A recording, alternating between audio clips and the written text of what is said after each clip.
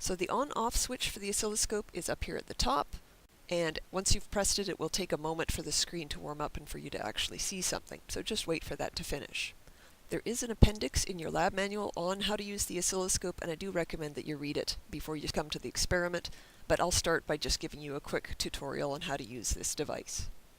So the oscilloscope has two channels that we can put signals into, channel 1 and channel 2. There's also a third BNC connector down here that we're not going to be using. The controls for channel 1 are directly above it. Controls for channel 2, again, are directly above it. These control the voltage, how it's displayed on the screen. These are the time-based controls, and they control how the signal looks horizontally on the screen.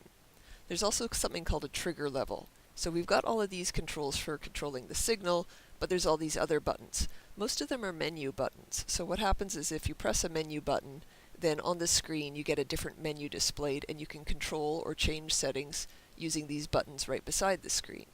So one of the first things you're going to do in part A of this experiment is you press channel 1's menu button, and you adjust these settings, and then you'll press the trigger menu button, and again adjust your settings here. So in order to show you a little more about what the oscilloscope can do, I'm going to put a signal into channel 1. So you've got this BNC connector, and you just hook this onto the connector here and then twist it until it clicks, and you'll be able to feel it when it clicks into place. Next, I'm going to put my signal into it, and it is important with an oscilloscope that you put the negative side to the negative side. So now I've got a signal, but it looks pretty ugly. You can change things by hand to make it look better, but there is also this button here called AutoSet. This just has the oscilloscope try to come up with some reasonable settings. So that can often save you a bit of work in that it'll get you at least close to what you want it to see. Now I've got things plugged into channel 1, and as I said, these knobs here right above it are the ones that control the voltage settings. So this top one is the position knob. If I change that around, it's just going to move the signal up and down on the screen. So the signal going in has not changed, I'm just changing the way it's being displayed on the screen. This knob here changes the voltage scale, so I can stretch or squish my signal. So I can make it look bigger or smaller by playing with this knob. The time-based settings are very similar, except that they're going to change things in this direction. So again, the position knob is just going to move it back and forth on the screen, and the scale is going to stretch or squish things horizontally. Now in general, what you'd like is for one complete up and down oscillation to take up as much of the screen as possible, just because you'll get the most accurate values reading it off of the screen.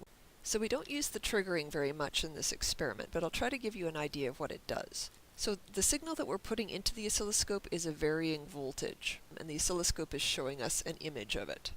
But it wouldn't be able to show us a steady image if it didn't always start drawing the picture at the same point.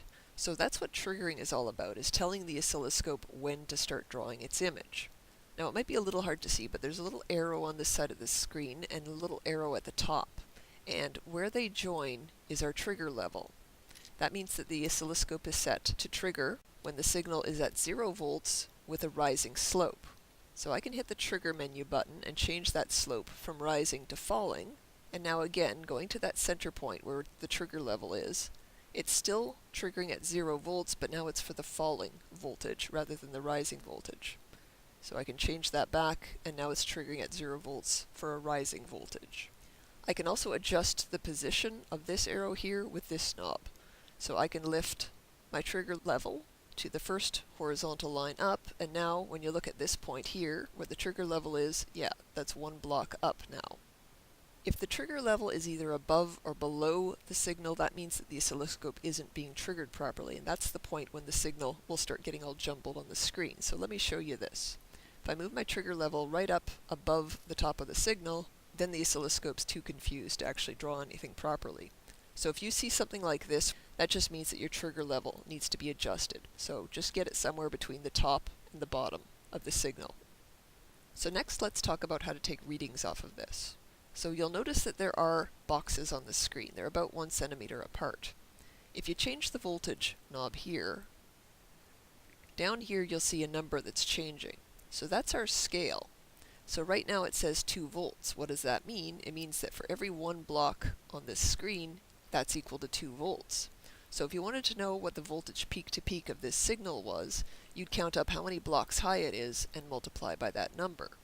Likewise with the time-based setting, if I change this back and forth, there's a number right here that's changing.